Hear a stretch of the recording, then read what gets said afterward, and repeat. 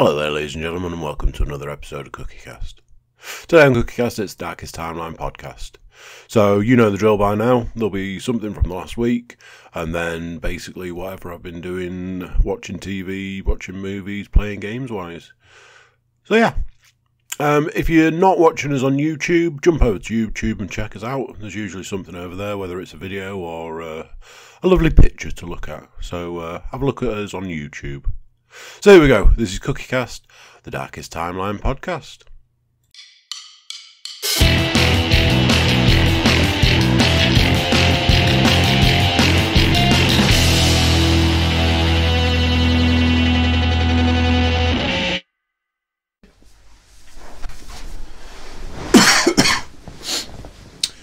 Guess who's sick, sick, sick, sick again, again. Cookie's sick, sick, sick. Tell your friends. I mean, would it be a day ended in Y? Would it be a podcast? Would it be any possible combination of things if I wasn't sick? I know what you're thinking. You're thinking, maybe. But the answer is no, because apparently my job in life is to be sick. That's right, ladies and gentlemen. Second week running, second podcast running, that I am unwell. It's cold this time, so you'll be treated to, no doubt, sniffing, then maybe some nose blowing. Oh, wait, here it comes. Ready?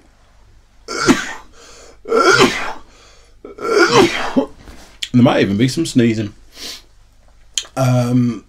I know I mentioned this last week. Last week was sort of like a bit of a question sort of thing.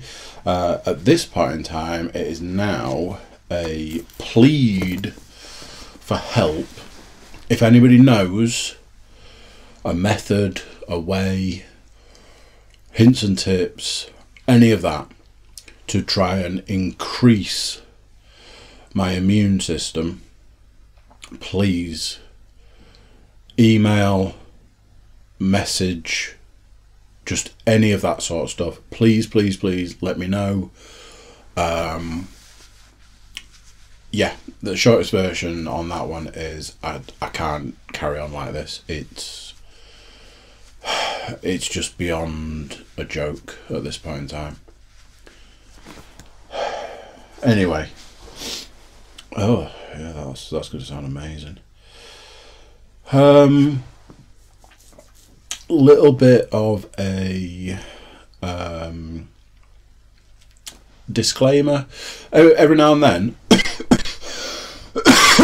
I become quite aware that a podcast I'm about to do is very heavy on certain subjects. And I become very aware that not everybody tunes in for everything. At this point in time, if you don't tune in for stand-up comedy, this one is going to be quite heavy in the stand-up comedy. But not exclusively. I've watched a few series. I've watched... no, that's not even true. I'm lying to you. I've watched like documentaries. I've watched a series.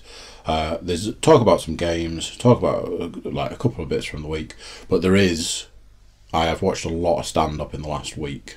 So I'll let you know when we get there, and if you want to skip through that, if you're not into the stand-up stuff as much, there, fair warning. So stand-up comedy, my go-to for stand-up is Netflix. I go in sort of ups and downs with Netflix. There's been a couple of times in the last year where I've been like, I'm going to cancel my subscription because I never use Netflix. And then there are other times when it's like, man, what would I do without Netflix? I haven't been off it for weeks. I don't know if that's their business model. Who knows? Amazon Prime has, I have been aware recently, has started picking up some stand-up comedy. I know they've done stand-up specials like Netflix would, but Netflix does kind of hold the monopoly at this point in time. As I said, I've been watching a lot of stuff in the last week. I actually looked at the list. I was like, man, it's only a week since I did a podcast, because that's a lot of stuff. But I'm not going to talk about those things just yet. I'm just going to talk about something that really stands out. When you use something a lot, you notice things about it more. It's quite obvious, I'm sure. I refuse to pay for HD Netflix. It's like, what, £2.50 a month more? And to me, it's the difference between Netflix being affordable and not. We're talking the difference between £5 and £7.50. But, when you're on a budget and that budget's tight, £2.50 makes a difference somewhere. So, I don't pay for HD Netflix. For ages, that didn't seem to make all that much of a difference. Noticed recently that some things you watch on Netflix, it's like, this is perfectly fine, perfectly acceptable quality to watch something that you are streaming to your device, whichever that is. And I did a podcast last night where I had a conversation where I was talking about Netflix being free, and I was corrected that it isn't free. It's like, well, no, but you get, when you're using it, you get a lot out of it. Something I've noticed recently is that Netflix have seemed to been like, oh, you don't pay for the HD version of Netflix, so you're going to get, every now and then, something you want to watch is going to look like your internet is non-existent.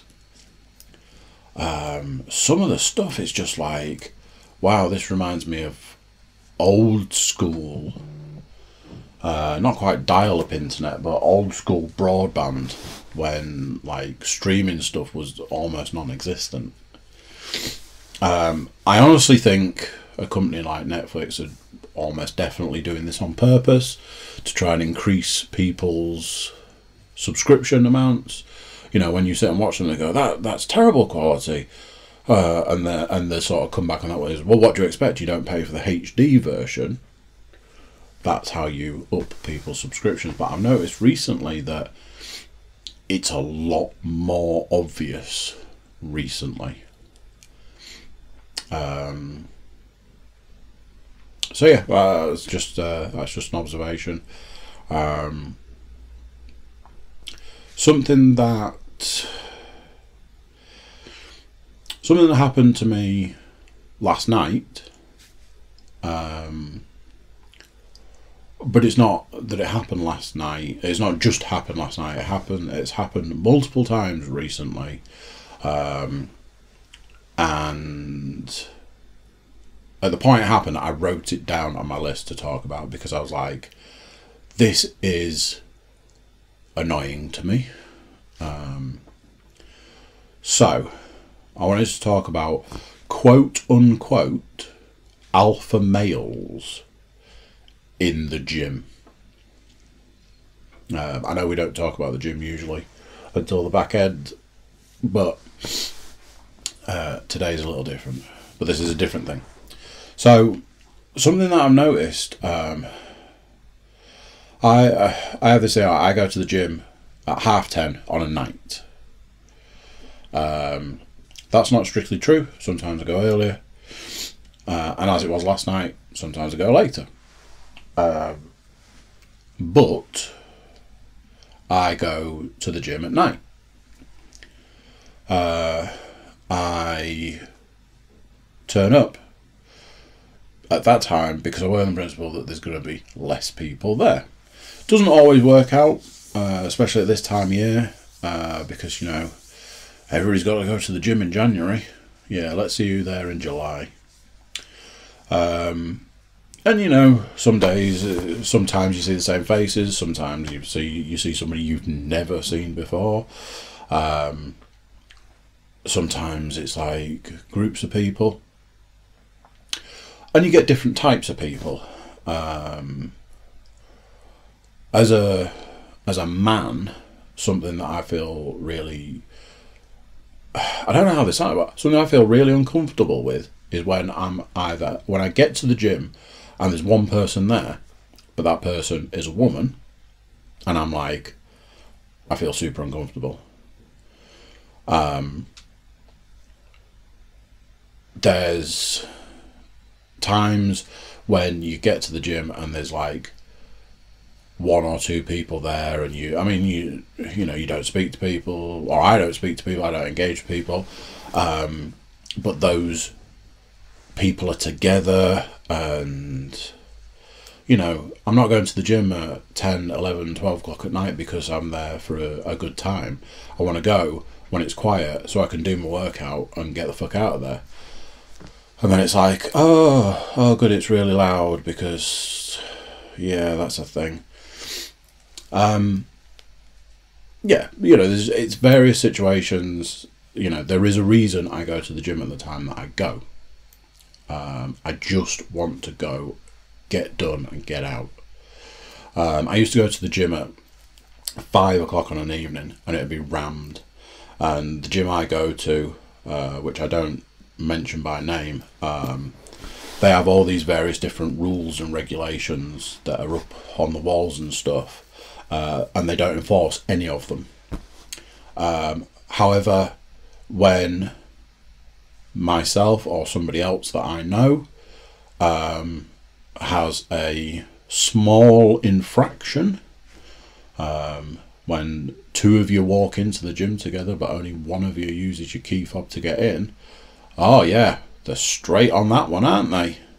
It's like, alright, why don't you enforce all of the rules rather than enforcing something that makes no difference? I'm sure it makes a difference, I'm not saying that. I'm saying, you know, you've got posters up on the walls, you've got signs up everywhere, but nobody's enforcing any of it. So I stopped going to the gym at 5 o'clock. I want to go at a quieter time. I've worked out the quieter of times to go. Ideally, I'd go to the gym at 1 o'clock in the morning, but, you know, I've got to sleep at some point. So, something that has started to become apparent is, like I said, the subject of this is quote-unquote alpha males in the gym. So, it's quite hard to explain. You get these people who come into the gym. It's usually somebody who comes in either just after you get there or a little bit after you get there. And their number one sort of workout routine, the way that they are going to work out, is no matter what it is you've used, they're going to use it next. So it's like, you know, you go and do your bench press, and then you walk away from the bench, and immediately that person goes to the bench. Like, okay, you know, are we on the same training regime? Cool. We are synced up. Okay. You go from there and you go and you know, you go and lift some dumbbells. Oh, they need to lift dumbbells. You go to use the curly bar. Oh, they need to use the curly bar.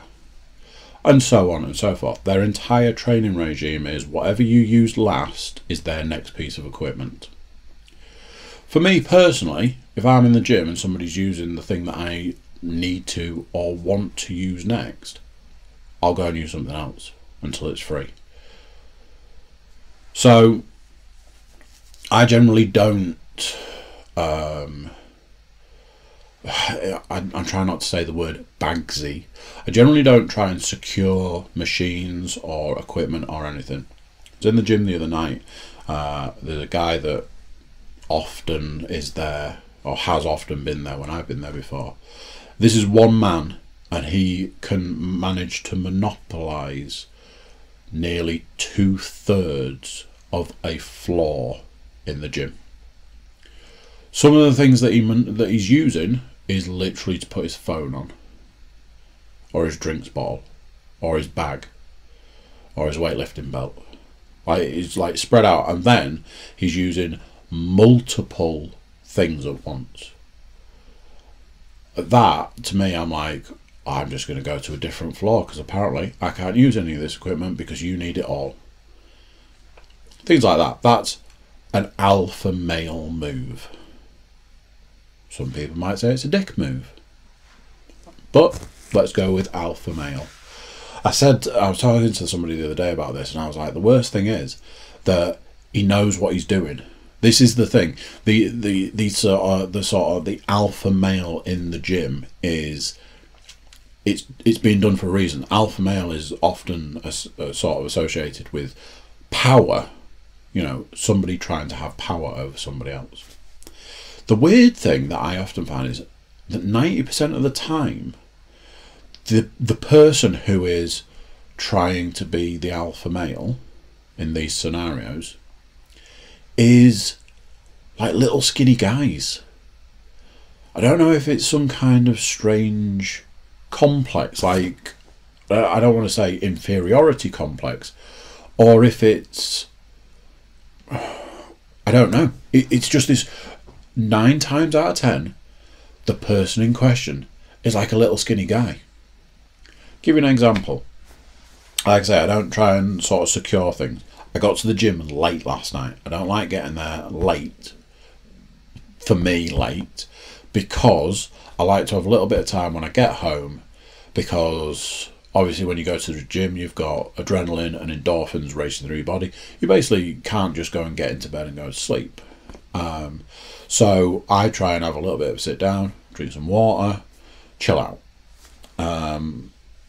As it was, I hadn't even had any tea last night. So I'm running out the door to, I had to drop Luke off. I had to then go to Tesco's and then go to the gym. I get to the gym late. So first thing that's like, there's people there. I'm like, there's people there, and I'm late. I'm here later. There's people here. So I go. There's these 3 ladies there. They're all using different things, but they all seem to be like a group. So it's like, cool. I just get on doing my thing, and then, as with groups of people, all at once they left. I'm like, cool. Gym to myself. Winner, winner, chicken dinner. Within 5 minutes of that, I'm like, what's that noise? Look around, and there's a guy. And he's not a short guy, but he's like, you know, slim, not anorexic, but not overweight in any way, shape or form. And I'm like, okay, so there's somebody else here. That's that. So I'm on the bench. I'm doing some bench press. I come off the bench, and I'm like, right, I've got to get stuff done. I like to set things up if I'm on my own. So there was a couple of things that I'd set up because I was on my own. I walk away from the bench to go and do some dumbbell curls, and immediately the guy's on the bench. I'm like, okay, that's a thing. Done some dumbbell curls, and this is the thing. The one time that I've ever done this, when there's somebody else there, I actually set up a piece of equipment to use, but I wasn't going to use it next. I'm like, there's me, there's this other guy. I can't imagine this guy's going to mind that I've set up. It was the curly bar. I put a couple of plates on a curly bar. I can't imagine this guy's going to mind if I just set this up and then go and do something on the cable machine. How wrong could I be? Because of course, the only piece of equipment in the entire gym that guy needed to use After doing his bench, yeah, curly bar. So, like I said, if it had been me, I'd looked and gone, this guy's obviously using that. I'm here to do a workout. I've got loads, you know, he just started. He just did his first exercise. I've got loads of other things to do. I'll leave him to the curly bar and I'll go and do this. Or I'll unload the curly bar and then, and this is often the case, and this is the bit I don't get, I will then load smaller weights onto the piece of equipment. Every single time something like this happens with one of these quote unquote alpha males, they always reduce the weight. Now, in my head, if I was trying to perform an alpha male move, I'd increase the weight. You know, I've been there before where I've walked up to a machine that somebody's previously used and I've looked at what weight they've been lifting. I've been like, oh, they're lifting less than I would. I've changed the weight and I've cracked on. But I've increased it. It's a strange concept to me to pull this power move but then decrease the weight. But it's every time. I've never seen it the other way. Ever. It's every time. And I was just like, seriously? That's what we're going to do? The place was empty. It was me and this other guy. I broke gym protocol. I broke gym protocol. I fully accept that that's the case.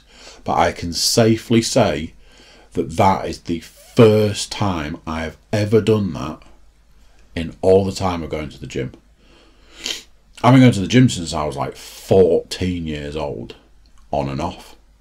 That is potentially the first time I've ever done it when I've not been on my own. If I'm on my own, I'll go and set the entire gym up. But I'd already set up things when I was on my own. And the last thing I set up was the curly bar. And all I could think was, this guy's not going to mind. But he didn't even say to me, sorry mate, are you about to use this? Because I could do to get a set in. And I'd have been like, oh, I was about to, but I just wanted to get this cable in. So if you need to, go ahead and use it and I'll just use it after you. Problem was, I only had two things left to do. One was the curly bar. The other was curly bar on cable machine. And I was just like, I don't need this. I'm done. I don't understand the concept of why this is necessary. I don't care about stuff like this. I wouldn't walk around the gym chasing somebody round equipment. I would do the opposite. And this is probably why I'm sitting here complaining. I'm not complaining, but this is why I'm addressing it now. Because I wouldn't do any of these things. But it's amazing to me the number of people who would. The number of people who go to the gym purposefully to do your workout, one machine behind you apparently. You're on the bench, they're on the bench. You're on the dumbbells, they're on the dumbbells. You're on the curler bar, they're on the curler bar. Apparently that's how they've set out to do their workout. I don't know if it's a thing where this person's turned up and gone, oh, I don't know what I'm supposed to do in the gym, so I'll just copy you. That could potentially be it. And maybe it's a situation where they've gone, you've been going to the gym longer than me, I haven't been going to the gym very long, I need to reduce the weight. Maybe I'm looking at this completely wrong. But it's just a bizarre concept to me, because I wouldn't do it. I don't know if that... is that me ranting? I don't feel like I was ranting.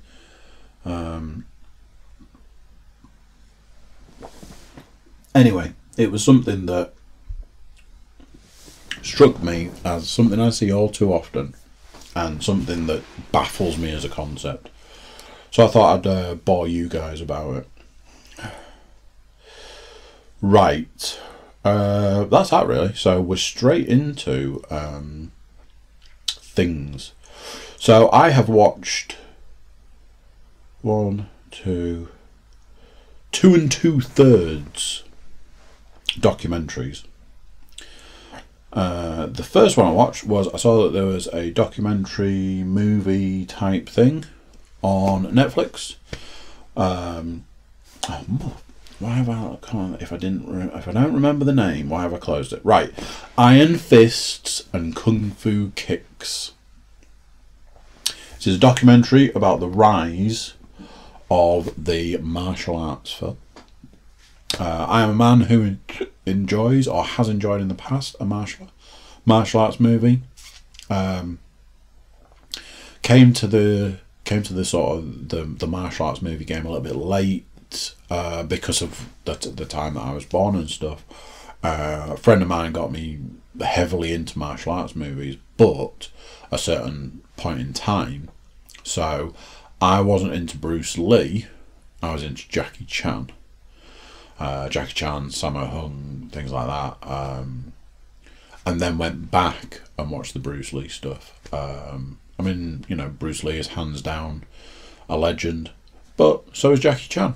So, you know, this is a documentary about like how the first kung fu movies came about and how it progressed. The various different movie studios in like Hong Kong and Asia, Golden Harvest being one of the big ones, Shaw Brothers, places like that, how these people tried to break into Hollywood and how that sort of went. You know, Bruce Lee with the Green Hornet and other things, obviously the movies that he made.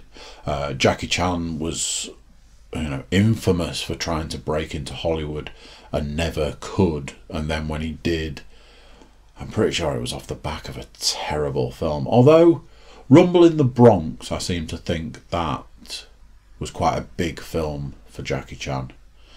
But I am almost positive that the film that broke Hollywood for him was like The Tuxedo. Obviously there was Rush Hour. They were quite big. But Jackie Chan's an absolute master. One of the best films, let alone sort of martial arts movies I've ever seen, is the original uncut version of Drunken Master 2. Still to this day, that film is just baffling to me. The way that there are things, they demolish an entire building, like a tea house, through fighting. It's amazing, that film. So yeah, it went through all that, like all the way from like the first, the Bruce Lee era, the Jackie Chan era, so on and so forth. No, I don't think there was any real mention of Jet Li, which is strange. And then sort of what there is around now, you know, all these other countries that are making films. I'm pretty sure The Raid got a mention. It was thoroughly enjoyable. If you ever enjoyed a martial arts film, if you're a Bruce Lee fan or a Jackie Chan fan, or you know, you're into those sorts of films, well worth a watch. I thoroughly enjoyed it. Yeah, Kung Fu Kicks and Iron Fists. Did I say? Fuck me. Iron Fists and Kung Fu Kicks. You know, get it right. Absolutely fantastic. Well worth a watch. Straight then into documentary I'd heard a lot about. Pretty sure me and Mr. Panas had a conversation about it. Neither of us had seen it at that time. I rectified that by watching it. Documentary called Game Changers. Obviously it's got a lot of press recently, both good and bad. The principle being, can you be an athlete on a what they refer to as plant-based diet? What they're essentially saying is vegan. I certainly prefer the term plant-based to vegan. But yeah, there was Arnie was in it, talking about how he went from eating meat and eggs, 250 pounds of protein a day, to now he's sort of plant-based and has the lowest cholesterol he's ever had in his life. You know, the health benefits. I know a number of people I've spoken to say that the people have switched to a vegan diet or a plant-based diet for health benefits. I know Kevin Smith certainly did that. I was talking to a guy at work saying his wife had switched for health benefits, and everybody I've ever heard of doing that has said that they've seen significant signs of change in their health. It is a health benefit. There was the guy that was running the documentary, like his documentary. He was a former UFC fighter, UFC champion, who suffered severe injury to his knees, and started the journey looking into how to recover better, which led him down this path. There was also a guy who was attempting to carry the most weight over a certain distance. He was plant-based. And then there was like I say, celebrities that turn up and talk about being plant-based. It's been heavily criticised, and then a lot of people talk a lot very positive about it. I can see why it has been heavily criticised. It literally only gives one side of the argument, and that argument is plant-based is the best way. I'm a believer in there is a diet out there for every single person, and that diet is the one that works. And this is coming from a man who can't find a diet that works. That's not true. I did find a diet that worked, but it was super difficult to stick to, because it was 2 parts. It was an insane diet and an insane workout schedule.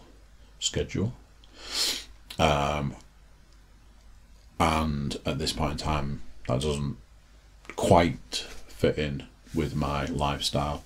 I am trying to rectify that, but it is at the moment slow going. Anyway, I would have liked to have seen a little bit of the other side of the argument, but it was just non-stop. Plant-based is the way to go. That's the answer. I know from people that I follow, certainly people like Joe Rogan, who's done the carnivore month, and a couple of the guys that I follow who were in the documentary Bigger, Stronger, Faster and Prescription Thugs, and there was another one. They're doing the carnivore month, but they generally do carnivore anyway. For them, what has worked, what does work, what works is nothing but meat. And I think Joe Rogan's lost X amount of weight for a man that didn't really have a lot of weight to lose. The guys, Mark Bell, is the other guy Chris Bell? They're absolutely shredding. Mark Bell has gone from being, looking like me, to being, he's done like bodybuilding competitions. He's shredded, and he just says, on the carnivore diet he can eat what he wants, in the sense of, he can eat as much meat as he wants.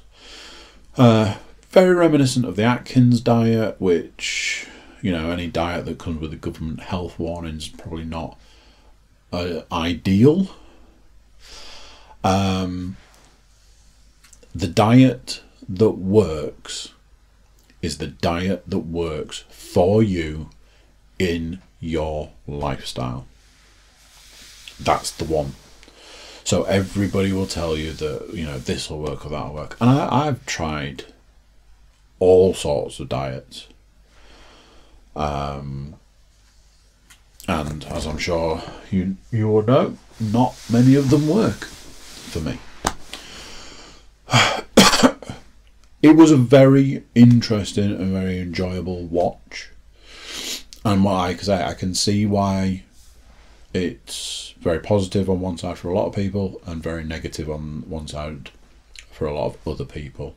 You're not going to tell a person who's doing a carnivore diet that they need to switch to a plant-based diet. It's that simple. And you're not going to tell somebody who is plant-based that a carnivore-only diet is the answer. So I think that is why there's those two sides.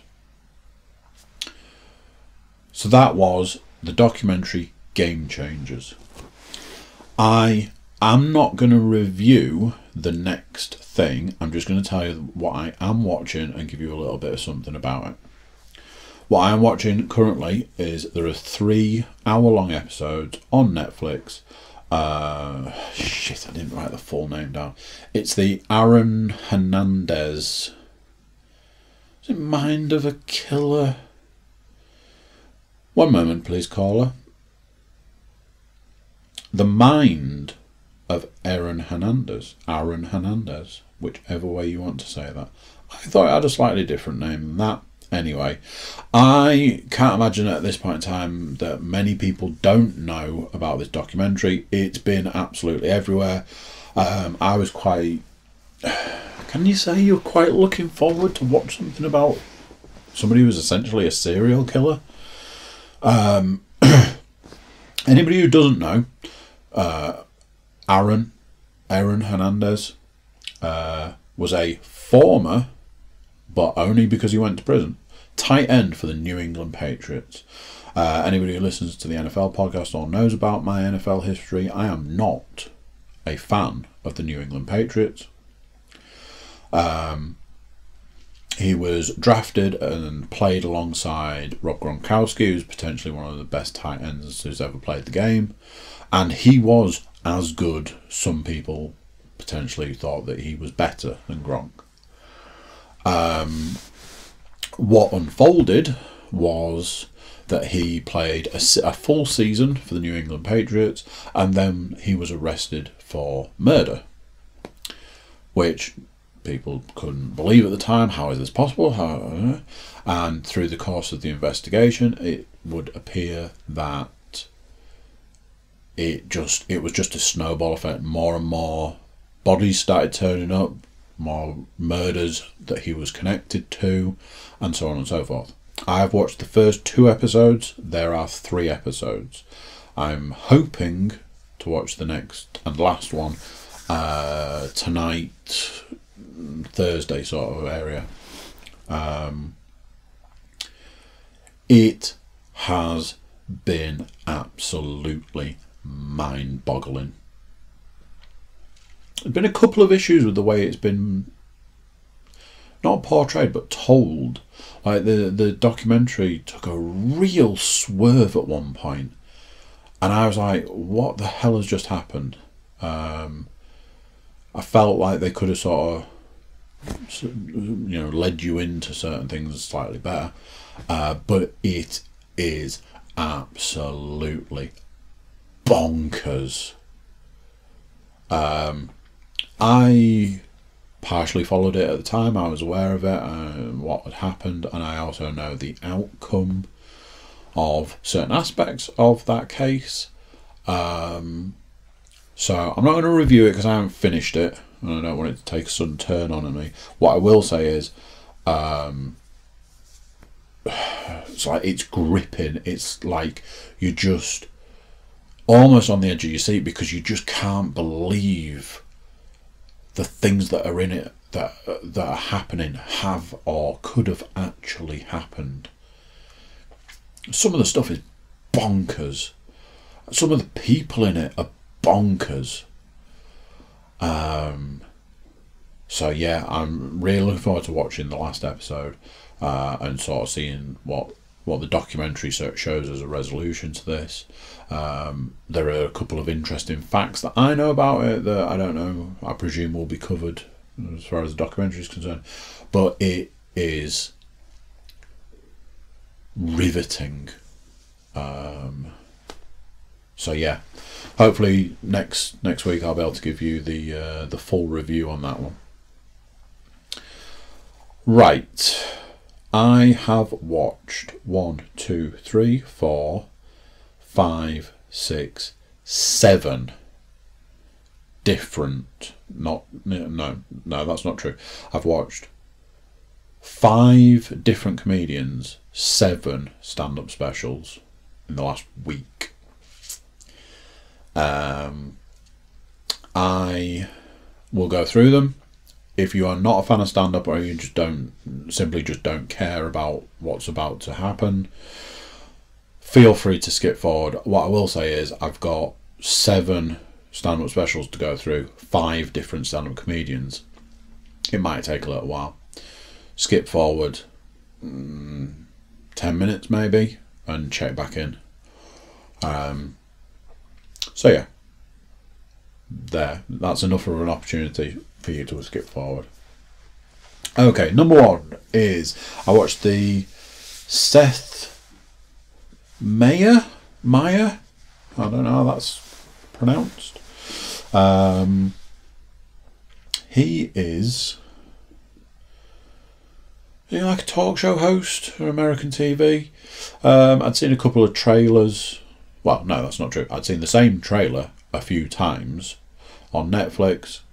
I often look at these things as a bit of if the trailer makes me chuckle, you guys know the way I work with stand-up now. If the trailer makes me chuckle, I'm like, well, presumably the stand-up special will be good. Gave it a whirl, wasn't disappointed. It was thoroughly enjoyable.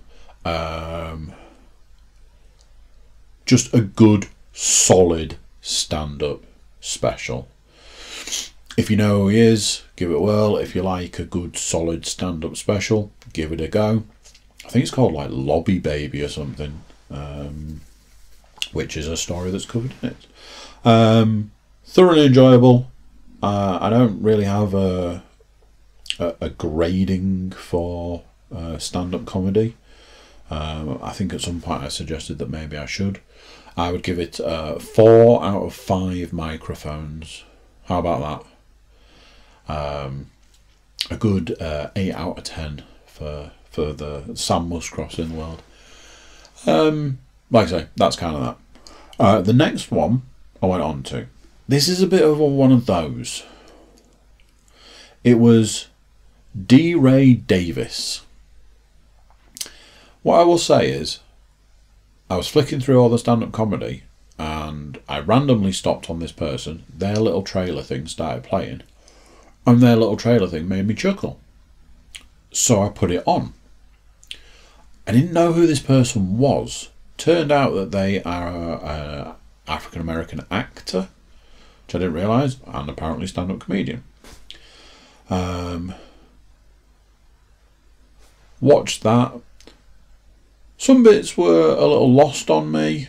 A lot around the fact that this guy's an actor that I don't know what he has been in. So those elements were a little bit lost. A couple of other sort of things about it were I was a little bit like, not sure. Other than that, very enjoyable, very funny. Certainly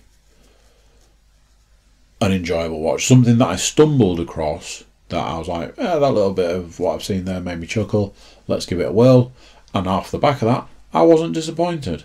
So in that sort of scenario, that's a win-win in my book. So that was D. Ray Davis. I haven't written the names of any of these down. I'm working on the principle. If you guys need to actually go and find it, I imagine doing a search for the name will get you there.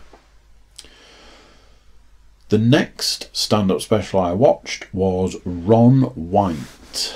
Now then, this one was called I'll Stop Talking If You Stop Listening, maybe? I didn't know much about Ron White, but I've heard his name mentioned a few times recently by other comedians. And from what I can gather, he's kind of like a well-known alcoholic. You know, there's like people out there in the world that just sort of resign themselves to being alcoholics. Kiefer Sutherland is the one that always springs to mind. I'm pretty sure that there's this thing that he's an alcoholic, but there's this sort of the phrase of fully functioning alcoholic, which I don't know how that phrase makes me feel, but it's a thing apparently. And I think Kiefer Sutherland was always the one that I was like, how strange, because he would just at various points be like, yes, I'm an alcoholic, no, it doesn't interfere with my life, no, I'm not going to stop, so deal with it and let's all move on together. So Ron White seems to be a guy who walks out on stage with a large bottle of, it was like a decanter of alcohol, potentially a whiskey, let's go with. The glass that he was drinking was a full glass, barring the ice, and a cigar, which I'm surprised you can get away with in this day and age. On stage, tells jokes.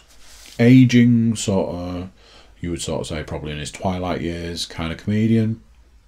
Very thick American, sort of a gravelly voice. Comes out and does comedy.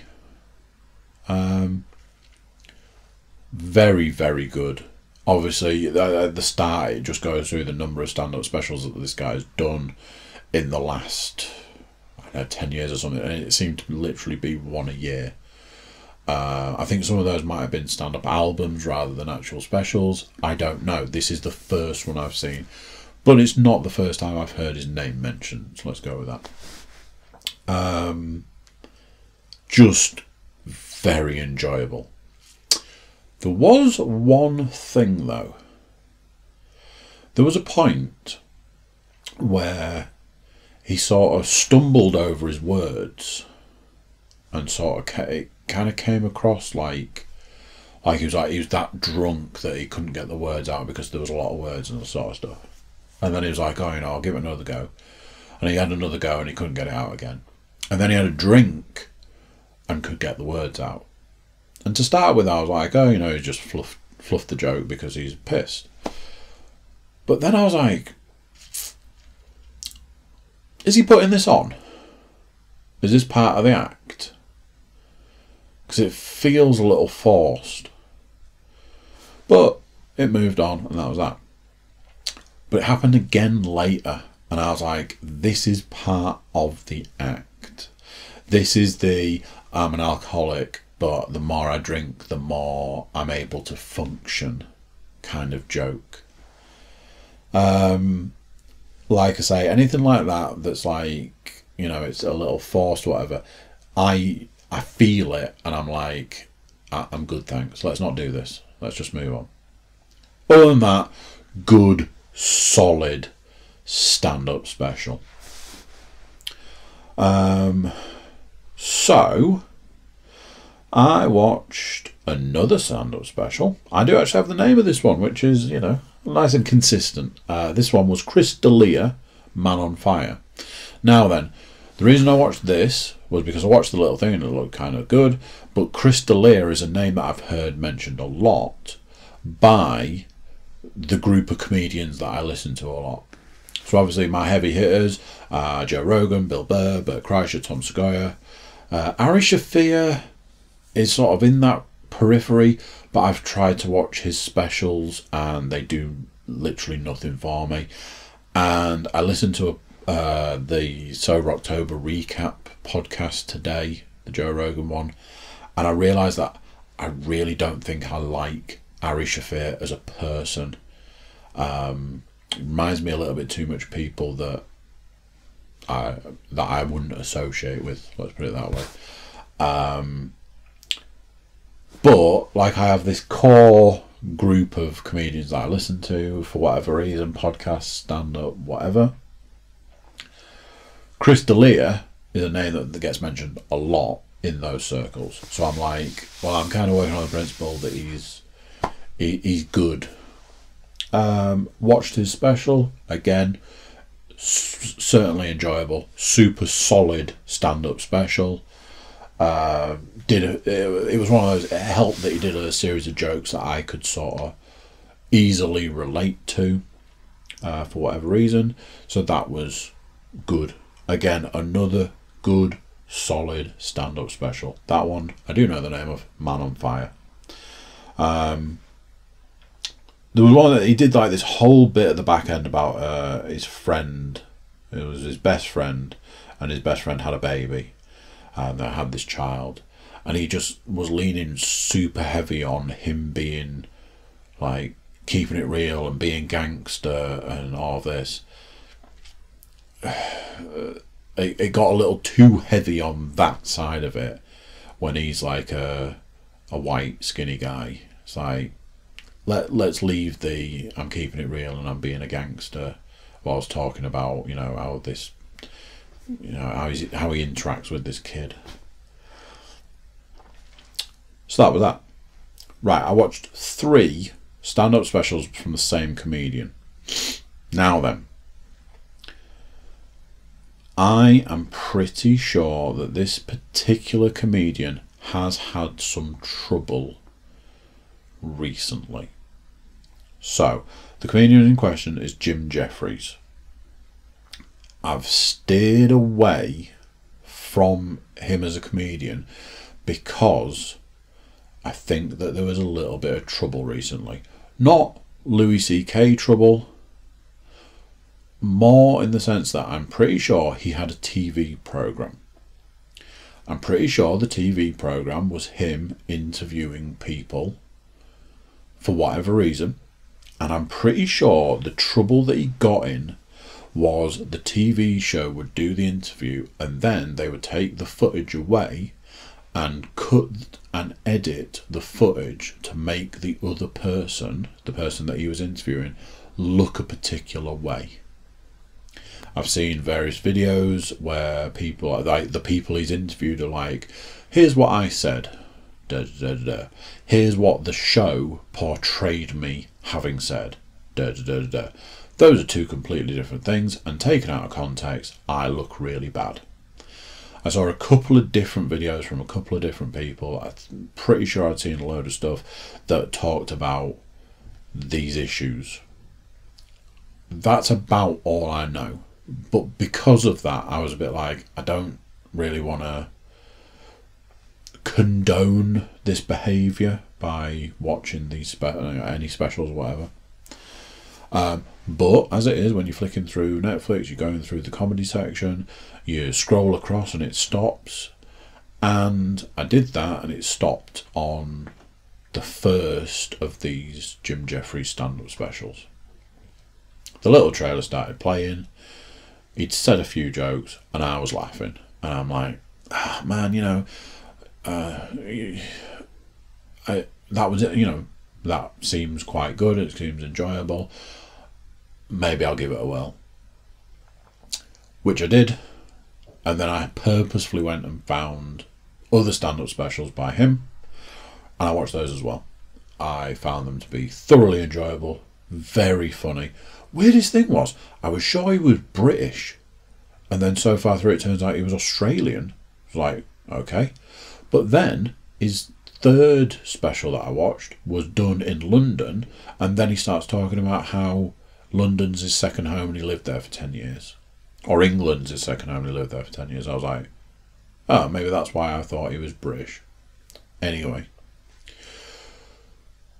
Leans heavily on, I don't want to spoil it, but he met a woman, 6 weeks later she was pregnant. He leans heavily on that aspect of his life. Also talks a lot about excessive drug use. So things that I can relate to, basically. Whatever he's done or hasn't done, I don't overly know. If I felt inclined, I should probably go and do a little bit more research. I haven't done that. All I know is that I watched those specials, I enjoyed them, they made me laugh, and that is kind of that. That was all the stand-up that I watched.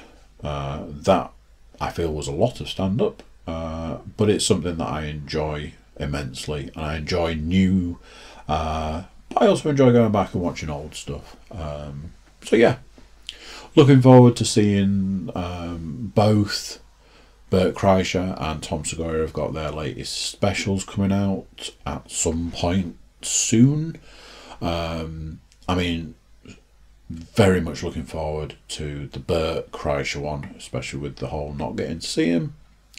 I'm more intrigued about the Tom Segura one, because obviously I saw him on that tour and didn't feel that the set was particularly ready. And then, like, a week later, he's recording his special. I was like, oh, that's going to be interesting. So it's more like a curiosity with that one. Excuse me. In the gym, I've been watching Evangelion still. It's started getting to that point where it's getting a bit weird, but that's Evangelion for you. I haven't really watched anything else. Obviously, I've just rattled off a load of documentaries and a load of stand-up I've been watching, so, you know, forgive me. I'll keep watching Evangelion until it's done, and then I'll probably have to settle on watching something. Yeah, so that's that. Let's talk computer games.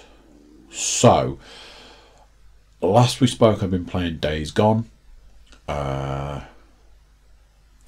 Don't know if it had been the point where it had annoyed me, so I'd gone to put something else on. But I started playing the game Vampire. That is Vampyr, you know. A little bit of backstory about this. The game in question, Vampire, is a game that I followed through its development from when it was first announced, everything that was released about it, and at the point it was released, I got it straight off the bat. Me and JK were very much into the idea of this game. It's vampire, you have supernatural powers. I'm very much like, as far as like vampire sort of stuff's concerned, I like vampires that can turn into bats or smoke or have like the more supernatural powers. The guy in this can do like he can dash forward, but he sort of disappears when he does it. The reason that I put it on is because I never finished it originally, because the game was too difficult, and I really tried, and I really tried to finish it, but it was just too hard, which I felt was a shame. Put it on because I knew at the time that if you play as a bad guy, you get more powers because you get more XP. So you're able to upgrade, and apparently it made the game easier. So I was like, tell you what, I'm going to play that, and I'm going to play as a bad guy. Started the game, asked me to pick a difficulty, I selected easy, started playing the game. And as I'm playing the game, I'm like, this game seems quite easy compared to how I remember. So I'm like, did this game have a difficulty setting originally? So I played it more and I played it more, and I'm finding that it's, you know, quite doable, which I remember it not being when I played it originally. So the next day I text JK and I'm like, did Vampire have a difficulty setting originally? He's like, no, the game developers added a difficulty setting to it because people had said that it was too difficult. And I was like, well, it was. And now that I'm playing it on easy, it's really playable. Over the course of the last week, I played it and finished it, which I was really happy about. Thoroughly enjoyable gaming experience. If it's a game that you haven't played or you haven't picked up, and you like third person running around a city fighting with vampire hunters, supernatural powers, and a really sort of in-depth story, maybe give that a go. I imagine you could probably pick it up for dirt, at this point in time. Can't imagine it was very well received. But I will certainly recommend that game, especially now that it's had this update to make it easier. Still didn't feel like going back to playing Days Gone. It had proper pissed me off. I think I did cover that last time. So, jumped into the back catalogue to look for games I hadn't finished. Because I had such a sort of success story with Vampire, I was like, well, let's have a look and see what else we never finished. One of my sort of gaming secrets is that I never finished Horizon Zero Dawn. It's a game that I've played multiple times, but never progressed past a certain point. I was like, right, having played Vampire and finished it, I think now could be the time to play Horizon Zero Dawn and attempt to finish it. That is the game I'm playing at the moment. I think, if I'm honest, there are elements of that game that I would like to see. It's got the survival element that goes with like you know, my issues with Days Gone and stuff. But I feel like I wish that game felt like it got easier as it went on. You're always on the back foot because ultimately you've got a bow and arrow and a stick, and you're fighting giant metal animals. So there's that. Obviously you can upgrade, you get like, you know, upgrades for your character, you can get better weapons and all that sort of thing. But it never really feels like you're, I mean, that's not necessarily true. You're always going to be better off when you're upgrading. But yeah, I found myself running through sections just so that I don't have to fight certain things. There was this bit with this giant bird, and I just ran away from it. Trying to stick to the story so that I can get through the game. If it's a game that I finish and feel good about, I might go back and do a bit more of the side missions. I believe there is a lot. That is kind of that. I haven't finished it. I'm thinking I might finish it in the next few days, couple of days maybe, depending on sort of podcasting schedule and stuff. I'll keep you posted on that one. I went out last night. Part of the reason that I went to Tesco's last night was to pick up a copy of Control, because brand new it was 28 quid, which is less than I paid for it second hand when I had it originally. My objective with this game is to attempt to go and do some side missions to upgrade my character, to attempt to finish that game, because it is haunting me that I wasn't able to finish that game. I very much feel that if I can do that and get it finished, that I will go back and start it again and try and do a bit more of it as I go through, rather than trying to work backwards. So you might get an update on Control in the next week or so. As far as VR is concerned, I feel very sorry for the Quest. I haven't turned it on. Between being sick, which just seems to be a constant thing in my life now, and having found these games that I actually want to sit down and play, there just hasn't been the opportunity to actually put the VR on. Either I've been sick and I haven't been able to play, or I'm like, well, I just want to play that at this point in time. Fully intend over the course of the weekend to get back to playing a little bit of VR. I want to finish Red Matter. I want to have another go on Thrill of the Fight. I think Beat Saber's had another update. There was something else that had an update. Short version is, I want to get back to playing some VR. I'll keep you posted on that one. Finally, as you guys know, it's probably not going to come as a surprise to you. I've been to the gym. Currently hitting the it seems very natural 5 times a week. I usually don't go to the gym the night that I do the football podcast, and I usually don't go to the gym on a Saturday night, whether that's due to family commitments or it just seems to be the most natural other day not to go. If I'm honest, I would like to be going 6 times a week. I feel the workout routine that I'm doing at the moment leans a bit heavier towards 6 days a week. But also, I feel that the possibility of this constant illness might actually be something to do with me not getting enough rest. So I'm okay at the moment with 5 days a week, but I certainly would prefer it to be 6. I'm getting back to getting the cardio up. That is the one thing I know I need to focus heavily on. What I will say, or what I can say, is that I have had some fairly substantial increases in the weight that I've been lifting.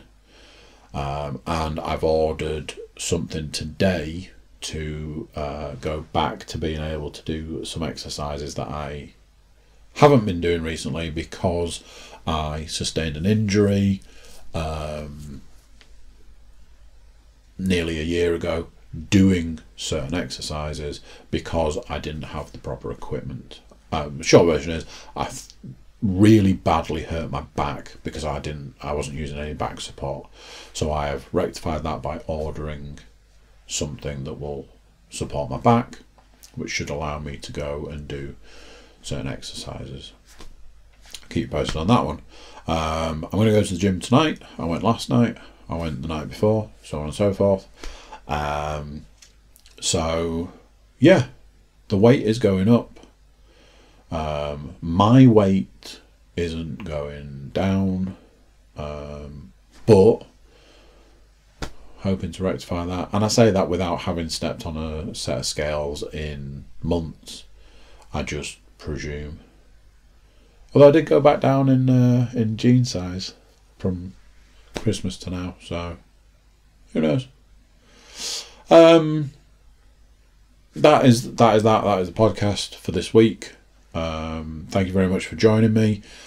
We've seen some absolutely amazing podcast numbers recently, both through actual podcast listens, but we've seen some really good views on YouTube. I know there's not always a lot to watch. I do try and put some pretty pictures on these ones.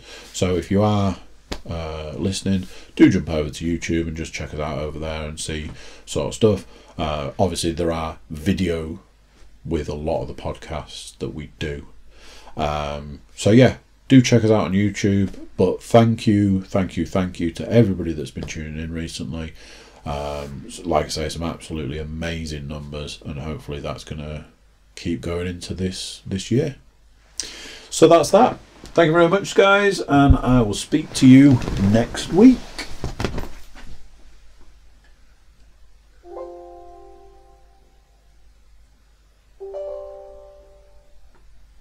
So there we go, what do you think to that? Another one done, another week in the bag, another week gone. YouTube watchers, make sure YouTube subscribers, like, share, comment. Everybody jump over to thecookiecast.com, check us out over there, send us some love. So that's it for this week. Until next week, I'm going to say bye, and I'll see you then. Bye.